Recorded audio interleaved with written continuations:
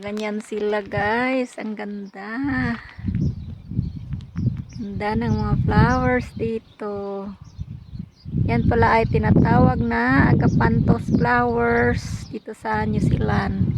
So ganito sila pag malapitan. Napakalaki. Ayan o. Yan.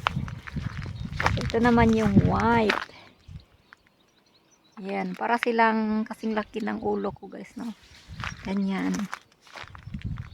Ah. Ganda.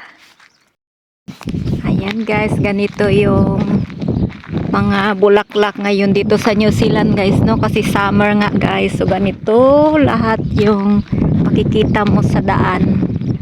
So, ganito kaganda yung kanilang mga flowers. Tingnan nyo guys. Ang pangalan pala nito na bulaklak ay agapanthus. So, ito pala yung nagbibinta dito ng ano guys no, gatas. Close sila ngayon. So, bibili sana kami ng fresh milk dito guys. So, close. Pero, tingnan nyo naman ang ganda. Oh. Ganito pala yung bulaklak sa malapitan. Ganyan. Ayan. So, ganyan sila pag malapitan. So, dalawa talaga yung side by side guys. No? Tingnan nyo. Ganda. Ayan. Tingnan nyo guys. So, nice.